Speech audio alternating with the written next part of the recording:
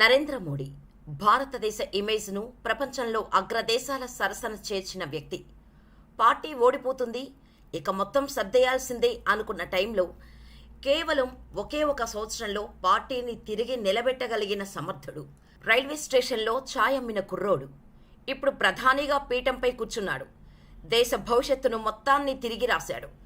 భారత్ అంటే ఏంటో ప్రపంచ దేశాలకు తెలిసేలా చేశాడు. ఓ సాధారణ కుటుంబం నుంచి వచ్చిన వ్యక్తి ప్రపంచంలోనే పవర్ఫుల్ నాయకుడిగా ఎలా ఎదిగారు? ఆయనను పాలిటిక్స్కు పరిచయం చేసింది ఎవరు? మోడీకి నిజంగానే పెళ్ళైందా? ఇటువంటి ఇంట్రెస్టింగ్ విషయాలను ఈ వీడియోలో తెలుసుకుందాం. 1950 సెప్టెంబర్ 17న గుజరాత్లోని మెహ్సానా జిల్లాలోని వాదనగర్లో ఒక దిగువ మధ్యతరగతి కుటుంబంలో జన్మించారు మోడీ. ఈయన తల్లిదండ్రులు దామోదర్ దాస్ మోడీ, హీరాబెన్ దంపతులకు 3వ సంతానంగా జన్మించారు. నరేంద్ర మోడీ పాఠశాల విద్యను వాదనగర్లో ఢిల్లీ విశ్వవిద్యాలయం నుంచి దూర విద్య ద్వారా రాజనీతి శాస్త్రంలో డిగ్రీ, గుజరాత్ విశ్వవిద్యాలయం నుంచి రాజనీతి శాస్త్రంలో పోస్ట్ గ్రాడ్యుయేషన్ పూర్తి చేశారు. విద్యార్థి దశలోనే ఆర్ఎస్ఎస్లో చేరి వాదనగర్లో స్వయం సేవక్గా శాఖలకు వెళ్లేవారు. నరేంద్ర మోడీ మొదట్నుంచి ఇంటి పనుల్లో సాయం చేసేవారు. స్కూల్ అయిపోగానే పరిగెత్తుకొని వడనగర్ స్టేషన్ దగ్గర వాళ్ల నాన్న నడిపే టీ షాపుకు చేరుకునేవారు. మోడీ వడనగర్ రైల్వే స్టేషన్ దగ్గర టీ అమ్మిన తర్వాత తన మామతో పాటు పనిచేసేవారని కొందరు అంటుంటారు. ఆయన అహ్మదాబాద్ గీతా మందిర్ దగ్గర ఉన్న బస్ స్టాప్లో క్యాంటీన్ కూడా నడిపేవారు. నరేంద్ర మోడీ మనసులో ప్రైమరీ స్కూల్ తర్వాత జామ్నగర్ సైనిక స్కూల్లో చేరాలనే ఒక కోరిక ఉండేది. కానీ ఆయన కుటుంబ ఆర్థిక స్థితి అంతంత మాత్రమే. దాంతో ఆయన అక్కడ చేరలేకపోయారు. మరోవైపు చదవటం కోసం మోడీని బయటకు పంపించడం ఆయన తండ్రికి కూడా ఇష్టం లేదు. మోడీ ఒక స్థానిక డిగ్రీ కాలేజీలో అడ్మిషన్ కూడా తీసుకున్నారు. కానీ అటెండెన్స్ తక్కువై ఆయన ఆ కాలేజీ వదలాల్సి వచ్చింది. తర్వాత ఆయన కరస్పాండెన్స్ ద్వారా మొదట ఢిల్లీ విశ్వవిద్యాలయం నుంచి BA చేశారు. తర్వాత గుజరాత్ విశ్వవిద్యాలయం నుంచి పొలిటికల్ సైన్స్లో MA చేశారు. మోడీని రాష్ట్రీయ స్వయం సేవక్ సంఘ్లోకి తీసుకొచ్చిన ఘనత ఎవరికైనా ఇవ్వాలి అంటే అది లక్ష్మణ్ రావు ఇనామ్ధర్ అలియాస్ వకీల్ సార్కే దక్కుతోంది. అప్పట్లో వకీల్ సార్ గుజరాత్లో RSS ప్రాంతీయ ప్రచారకులుగా ఉండేవారు. 1984 వకీల్ గారు మృతి చెందారు. కానీ మోడీ ఆయన్ను ఎప్పటికీ మరిచిపోలేకపోయారు. తర్వాత మోడీ మరో RSS కార్యకర్త రాజాభాయ్ నేనేతో కలిసి వకీల్ గారిపై సేతుబంధు అనే ఒక పుస్తకం కూడా రాశారు. మోడీకి 13 ఏళ్లు వచ్చేసరికి ఆయన కుటుంబం 11 ఏళ్ల జసోదా బెన్తో ఆయనకు వివాహం చేసింది. కొన్ని రోజులు ఆమెతో ఉన్న తర్వాత మోడీ తన ఇల్లు వదిలి వెళ్లిపోయారు. తర్వాత సన్యాసం తీసుకొని దేశంలోని ఎన్నో మఠాలు పుణ్యక్షేత్రాలలో తిరుగుతూ ఎంతోమంది యోగుల గురించి చదివారు. అలా ఆయనను బాగా ఇన్ఫ్లుయెన్స్ చేసిన వ్యక్తి స్వామి వివేకానంద అని చెబుతారు. 1968లో గుజరాత్కు తిరిగి వచ్చేశారు మోడీ. ఆయన జీవితంలో మొట్టమొదటి పొలిటికల్ యాక్టివిటీ 1971లో జరిగింది. ఎలా అంటే 1971లో బంగ్లాదేశ్ లిబరేషన్ వార్ జరిగింది. ఆ ప్రాంత వాసులంతా తమకు వేరే దేశం కావాలని గొడవకు దిగారు. అప్పుడు RSS పొలిటికల్ పార్టీ అయిన భారతీయ జనసంఘ్ వారికి మద్దతు ఇచ్చింది. ఇదే టైంలో వాజ్పేయి గారు ఢిల్లీలో జనసత్యాగ్రహ అనే ఉద్యమాన్ని స్టార్ట్ చేశారు. అప్పుడు పవర్లో ఉన్న కాంగ్రెస్ ఈ ఉద్యమం చేయడానికి అనుమతులు ఇవ్వలేదు. అప్పటి ప్రధాని అయిన ఇందిరాగాంధీ ఉద్యమంలో పాల్గొన్న వారిని అరెస్ట్ చేసి జైలులో వేయించేశారు. ఆ ఉద్యమంలో RSS తరపున నరేంద్ర మోడీ పాల్గొన్నారు. సో ఉద్యమంలో పాల్గొన్నందుకు 1971లో మోడీని తీహార్ జైలుకు పంపించారు. ఈ సంఘటన తరువాతే మోడీ RSSలో ఫుల్ టైం మెంబర్గా పనిచేయటం మొదలుపెట్టారు. 1975లో అప్పటి ప్రధాని ఇందిరాగాంధీ ఎమర్జెన్సీ డిక్లేర్ చేసిన విషయం తెలిసిందే. అయితే దీనికి వ్యతిరేకంగా మాట్లాడిన ప్రతిపక్ష నేతలందరినీ జైలులో వేశారు. ఆ టైంలో గవర్నమెంట్కు వ్యతిరేకంగా మాట్లాడాలన్నా భయపడేవారు. ఈ టైంలోనే RSS గవర్నమెంట్కు వ్యతిరేకంగా మాట్లాడిందన్న కారణంగా ఇందిరాగాంధీ గవర్నమెంట్ RSSను బ్యాన్ చేసేసింది. గుజరాత్లో ఉన్న RSS నాయకులు మాత్రం కాంగ్రెస్కు వ్యతిరేకంగా ప్రజల్లో స్ఫూర్తి నింపేందుకు నరేంద్ర మోడీ అండర్ గ్రౌండ్లో ఉండి పనిచేసేలా ఆర్డర్స్ పాస్ చేశారు అప్పటి RSS పెద్దలు. అంటే పోలీసులకు దొరకకుండా పేరు, వేషధారణ మార్చుకొని మోడీ కాంగ్రెస్కు వ్యతిరేకంగా పాంప్లెట్స్ పంచిపెట్టేవారు. 1977లో ఎమర్జెన్సీ ఎత్తేసిన తర్వాత ఎమర్జెన్సీ టైంలో మోడీ చేసిన కృషికి గాను ఆయనను రీజనల్ ఆర్గనైజర్గా ప్రమోట్ చేశారు. చిన్న మెంబర్గా జాయిన్ అయిన మోడీ క్రమంగా ఎదుగుతూ మంచి పేరు తెచ్చుకున్నారు. అలా మోడీ చాతురత గమనించిన ఆర్ఎస్ఎస్ పెద్దలు ఆయనను 1984 గుజరాత్లోని బీజేపీకి అసైన్ చేశారు. అంటే ఆ రాష్ట్రంలో బీజేపీకి సంబంధించిన పొలిటికల్ వ్యవహారాలను దగ్గరుండి చూసుకునే పని అన్నమాట. ఇదిలా ఉండగా 1987లో అహ్మదాబాద్ మున్సిపల్ ఎలక్షన్స్ వచ్చాయి. ఆ ఎలక్షన్స్లో కాంగ్రెస్ను ఓడించాలని బీజేపీ గట్టిగా ప్రయత్నాలు చేస్తోంది. ఇది గమనించిన మోడీ ఓ రాజకీయ వ్యూహాన్ని రచించారు. దాన్ని బీజేపీ నాయకులతో ఇంప్లిమెంట్ చేయించారు.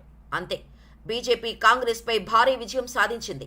అలా రాజకీయాల్లో తనదైన ముద్ర వేసిన మోడీ అంచెలంచెలుగా ఎదిగారు. అప్పట్లో ఆర్ఎస్ఎస్లోని కీలక నేతలు బీజేపీ వ్యవహారాలను చూసుకునేందుకు అసైన్ చేసేవారు. అలా మోడీని గుజరాత్ స్టేట్ ఆర్గనైజింగ్ సెక్రటరీగా నియమించారు. అలా ఆర్ఎస్ఎస్ నుంచి బీజేపీలోకి వచ్చారు మోడీ. అలా 1995లో వచ్చిన ఎన్నికల్లో గుజరాత్లో కాంగ్రెస్పై బీజేపీ ఘన విజయం సాధించడానికి కారణం మోడీ స్ట్రాటజీలే అంటారు. 2001లో గుజరాత్లో భయంకరమైన భూకంపం వచ్చింది. దీని కారణంగా సుమారు 15,000 మంది చనిపోయారు. 1,60,000 మంది గాయపడగా లక్షల సంఖ్యలో ఇళ్లు, భవనాలు కూలిపోయి లక్షల మంది నిరాశ్రయులుగా మారిపోయారు. ఈ టైంలో గుజరాత్లో పవర్లో ఉన్నది బీజేపీ ప్రభుత్వమే. కానీ ఈ విపత్తుని సరిగ్గా హ్యాండిల్ చేయలేకపోవడంతో బీజేపీ ప్రభుత్వంపై ప్రజలలో తీవ్ర స్థాయిలో వ్యతిరేకత వచ్చేసింది. ఇది గమనించిన బీజేపీ కేంద్ర నేతలు అప్పటి సీఎంగా ఉన్న కేశుభాయ్ పటేల్ను సీఎం పదవికి రాజీనామా చేయమని చెప్పారు. ఆ స్థానంలో నరేంద్ర మోడీని కూర్చోబెట్టారు. మోడీని ఎన్నుకోవటానికి కారణం గతంలో పార్టీని నడిపిన తీరు, ఆయనకున్న స్ట్రాటజీలు, కాంగ్రెస్పై బీజేపీని గెలిపించిన తీరు. దీంతో ఆ టైంలో అక్కడ సీఎంగా ఉండాల్సింది మోడీనే అని గట్టిగా నమ్మారు బీజేపీ అప్పటి జాతీయ నేతలు. 2002లో వచ్చే ఎన్నికలకు ముందు, అంటే కేవలం ఒకే ఒక్క సంవత్సరం ముందు మోడీ గుజరాత్ సీఎంగా బాధ్యతలు చేపట్టారు. అలా 2001 అక్టోబర్ 7న నరేంద్ర మోడీ గుజరాత్ ముఖ్యమంత్రిగా ప్రమాణం చేశారు. మోడీ సీఎంగా బాధ్యతలు చేపట్టిన 4 నెలల తర్వాత అయోధ్య నుంచి తిరిగి వస్తున్న కరసేవకుల కోచ్కు గోధ్రాలో మంటలు అంటుకుని 58 మంది మృతి చెందారు. ఇది మోడీ నాయకత్వానికి మొదటి పరీక్షగా నిలిచింది. తర్వాత రోజు విశ్వ హిందూ పరిషత్ మొత్తం రాష్ట్రమంతటా బంద్కు పిలుపునిచ్చింది. హిందూ, ముస్లిం అల్లర్లు జరిగాయి. వాటిల్లో సుమారు 2,000 మందికి పైగా ప్రాణాలు కోల్పోయారు. పరిస్థితులను అదుపు చేయడానికి మోడీ వెంటనే చర్యలు తీసుకోలేదని ఆరోపణలు వచ్చాయి. గుజరాత్ అల్లర్లకు ఓ 2 విషయాలు కారణమని చెబుతుంటారు. అందులో మొదటిది అయోధ్యలోని రామమందిర నిర్మాణం కోసం బాబరీ మసీదు కూల్చివేతకు రివెంజ్గా ఏబీవీపీ నేతలు ప్రయాణిస్తున్న రైలు కోచ్ను కొందరు ముస్లింలు దగ్ధం చేశారని చెప్పుకోగా, ఇంకొక కారణం మళ్లీ అధికారంలోకి రావటానికి బీజేపీయే ఈ అల్లర్లు సృష్టించిందనే వాదనలు ఉన్నాయి. గొడవ ఎలా మొదలైనా ఇది గుజరాత్ చరిత్రలోనే ఒక మాయని మచ్చలా ఉండిపోయింది. దీనికి కారణం అప్పటి సీఎంగా ఉన్న మోడీ, ఆయన కేబినెట్లో ఉన్న మంత్రులేనని విమర్శలు వచ్చాయి. ఈ ఘటనపై ప్రభుత్వం ఎన్నో కమిటీలు వేసింది. అందులో సుప్రీంకోర్టు, హైకోర్టుతో కలిసిన ఒక కమిటీ కూడా ఏర్పడింది. ఆ కమిటీ ఈ అల్లర్ల వెనుక మోడీ, అతని మంత్రులు ఉన్నారనే ఆరోపణలు చేసింది. కానీ కమిటీ చేసిన ఆరోపణలలో ఒక్కదానికి కూడా సరైన ఆధారాలు లేవు. దీంతో 2022లో సుప్రీంకోర్టు మోడీకి క్లీన్ చీట్ ఇచ్చింది. 2022లో సుప్రీంకోర్టు తీర్పు ఇస్తే గుజరాత్ ప్రజలు మాత్రం 2002లోనే మోడీకి క్లీన్ చీట్ ఇచ్చేశారు. ఎలా అంటే, ఈ ముస్లిం హిందూ అల్లర్ల కారణంగా గుజరాత్లో బీజేపీ క్రేజ్ పెరిగిపోయింది. ఫైనల్గా వచ్చిన 2002 ఎన్నికల్లో 182 అసెంబ్లీ స్థానాలకు 127 స్థానాల్లో గెలిచి మోడీ సీఎం అయ్యారు. అయితే మోడీ సీఎం అయ్యాక గుజరాత్ కొన్ని సెక్టార్స్లో అభివృద్ధి పరుగులు పెడితే కొన్ని సెక్టార్స్లో నత్తనడకన నడిచింది. ముఖ్యమంత్రిగా తన పదవీ కాలంలో జరిగిన గుజరాత్ ఆర్థికాభివృద్ధికి షోకేజుగా మార్చిన నరేంద్ర మోడీ గుజరాత్ అల్లర్లతో పాడైన ఇమేజ్ను తుడిచేయటానికి ప్రయత్నించారు. దీనికి గుజరాత్ మోడల్ అనే పేరు పెట్టారు. ఇందులో ప్రైవేటు రంగాలను ప్రోత్సహించి పబ్లిక్ రంగ కంపెనీలు మెరుగైన నిర్వహణతో 10% ఆకట్టుకునే వృద్ధి రేటు సాధించారు. 2008లో పశ్చిమ బంగాల్ సింగూరులో టాటా మోటార్స్ ప్లాంట్కు వ్యతిరేకంగా నిరసనలు జరిగినప్పుడు మోడీ వెంటనే ముందుకు వచ్చి గుజరాత్లో ప్లాంట్ పెట్టడానికి ఆహ్వానించడమే కాదు, వారికి భూములు, పన్ను మినహాయింపులు, ఇతర సౌకర్యాలు కల్పించారు. దీంతో రతన్ టాటా ఎంత సంతోషపడిపోయారంటే ఆయన మోడీని ప్రశంసలతో ముంచెత్తారు. 2002 నుంచి 2012 వరకు మోడీ గుజరాత్ సీఎంగా ఉన్నారు. కాంగ్రెస్ లేదా బీజేపీ లాంటి జాతీయ పార్టీల నేతలు ప్రధానిగా ఎన్నికైతే ఆ పార్టీ ఏం చెబుతుందో అదే చేస్తారు. దీని మంచి ఉదాహరణగా మన మాజీ ప్రధాని మన్మోహన్ సింగ్ను చెప్పుకోవచ్చు. కానీ మోడీ అలా కాదు.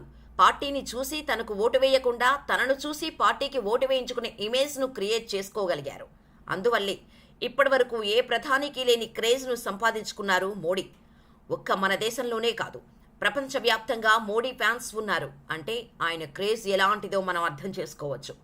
దేశవ్యాప్తంగా తిరుగుతూ కాంగ్రెస్ హయాంలో జరిగిన అవినీతి అక్రమాలను వివరిస్తూనే గుజరాత్లో తను చేసిన అభివృద్ధిని చెప్పేవారు మోడీ. అలా దేశం మొత్తాన్ని తన వైపుకు తిప్పుకున్నారు మోడీ. 2014లో ప్రధాని అయ్యారు. ప్రైమ్ మినిస్టర్ అయిన మోడీని తీసుకున్న కొన్ని నిర్ణయాలు ఆయనకు మరింత పేరును తీసుకువచ్చాయి. అదే టైంలో కొంత వ్యతిరేకత కూడా వచ్చింది. అవే demonetization, GST, surgical strikes, Jammu Kashmir issue, రామమందిర నిర్మాణం, కరోనా వ్యాక్సిన్ పంపిణీ. నరేంద్ర మోడీ తన చిన్నప్పుడు టీ అమ్మిన విషయాన్ని ఎప్పుడూ గర్వంగా చెప్పుకుంటారు. ఒకసారి అస్సాంలో టీ కూలీల గురించి మాట్లాడుతూ అందరికీ మీ అస్సాం టీ తాగిస్తూ నేను ఈ స్థాయికి చేరుకున్నాను అని మోడీ చెప్పారు. మోడీని దగ్గర నుంచి చూసి ఆయనతో కలిసి ట్రావెల్ చేసిన వారు ఒక విషయం చెబుతుంటారు. అదేంటంటే మోడీకి మొదటి నుంచి ఏదైనా ప్రత్యేకం అనిపించేలా చేయాలని అనుకునేవారట. ఫ్రెండ్స్ అందరూ పొడవు చేతులున్న చొక్కాలు వేసుకుంటే ఆయన మాత్రం పొట్టి చేతుల చొక్కాలు కనిపించేవారట. ఖాన్ ట్రౌజర్స్ వేసుకుంటే మోడీ నా తెల్లటి ట్రౌజర్ వేసుకునేవారట. చిన్నప్పటి నుంచే తనకంటూ ఓ బ్రాండ్ ఇమేజ్ క్రియేట్ చేసుకోవాలన్న తపనతోనే ఉండేవారు మోడీ.